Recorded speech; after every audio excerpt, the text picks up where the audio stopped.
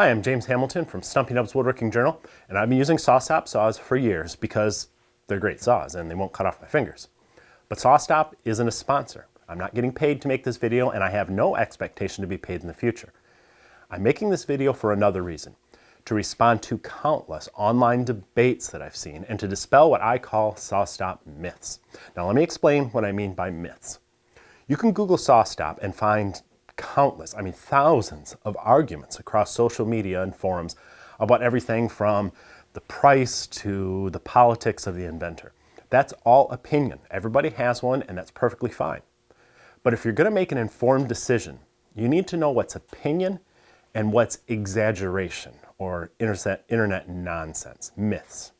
So let's go through 6 of the most common ones that I hear in almost every one of these arguments. The first, and probably the most common, is that SawStop folks cheat when they do their demos by cutting that hot dog really slow so that they won't do much damage. This baffles me because I've seen dozens and dozens and dozens of these demos at woodworking shows. Every time they've jammed that hot dog into the blade as hard as they could, much faster than you would ever do with your hand unless you karate chop the top of the blade. Here, a guy even does it with a glove on to dispel another myth, that a glove will disrupt the sensor. I've never seen a hot dog need anything more than a Band-Aid. The second myth I hear is that the cartridges just go off on their own willy-nilly. Now, I'm not saying it can't happen. I'm sure at least one person will comment below this video and say it happened to them. But I've had 2 SawStops for 5 years. I've hung out in SawStop booths where I don't get paid. I just hang out there because I meet fans. It's a good place for them to find me. And I've talked to thousands of SawStop users. I know pros who use their saws for hours and hours, day after day, year after year. I have never met a single person who has reported a false activation. So, if it does happen, and theoretically it's possible any machine could fail, it is exceedingly rare. That brings us to our next myth, that trusting your fingers to a computer in a dusty workshop is a bad idea. Now, I just said any machine could fail, and electronics certainly can.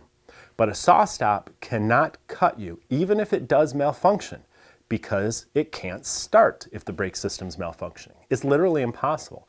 They designed it that way because you can bet they would get their pantsuit off if anyone ever did lose a finger due to a malfunctioning SawStop saw. And it'd be all over the internet if that lawsuit happened. It has never happened. The fourth myth is that you can't cut pressure-treated lumber with a SawStop because the moisture will set it off.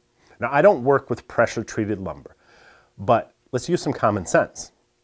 There are literally tens of thousands of job site saws being used by contractors across the country made by SawStop, and they would all be useless if you couldn't cut pressure-treated lumber with them. Again, I'm not saying it couldn't theoretically happen, but the board would have to be so wet that water is flying off the blade into your face for it to happen. And who uses lumber that wet? If you're worried about it, you're cutting pressure-treated lumber that's just really wet and heavy, there's a way to deactivate the system, make a little test cut, and it'll tell you if the wood would have triggered the cartridge. So there's no reason to ever set off a SawStop with wet wood. The fifth myth is that you can't cut reclaimed lumber or anything that might have a nail in it with a SawStop. Now, I don't recommend cutting nails with any table saw, but it happens sometimes. I've cut through plenty of those brad nails that come from pneumatic nailers. I even once hit a framing nail. I have never triggered the brake cartridge because a nail embedded in wood isn't grounded, and it has to be grounded to set off the system. That's how it works. It senses the drop in voltage because your hand touches the blade and it grounds through your body. So you'd have to be holding onto the nail itself, not the board, for it to set it off. One time I heard on the internet of a guy setting it off with a little brad nail that he wasn't touching. And what they figured happened is a piece of that nail somehow got behind the blade into the tiny gap between it and the brake cartridge, and that created a grounding effect. That may be true, but that would be an exceedingly rare situation. Finally, I hear folks claim that if one of these rare occurrences does trigger the saw, it's going to cost you a bundle because it not only destroys the $60 or so cartridge, but the blade too, and so that makes it way too expensive to buy a SawStop. I'm going to disagree with SawStop on this one because they say that you have to replace that blade. I totally disagree. Sure, if you're using a cheap, thin kerf $8 blade, you may warp it. But don't throw your $100 blade in the trash. Send it to the manufacturer for sharpening and inspection. They'll repair any damaged teeth and you'll be back to work. Again, that's what I say, not what SawStop says, but SawStop has to cover their butts with the lawyers. SawStop really has nothing to do with this video anyway. This is just me giving the facts free from the internet nonsense perpetuated by folks who just like to debate and to repeat things that they've heard on the internet. I'm quite sure some of those folks will show up in the comments below. And based on conversations I've seen in the past, I'll probably have to delete some of those comments. There may even be a handful who have honestly experienced one of these freak occurrences, and I won't delete theirs, but don't believe them if they try to portray it as something that's even close to being common. It's not. I've been using my saw for years.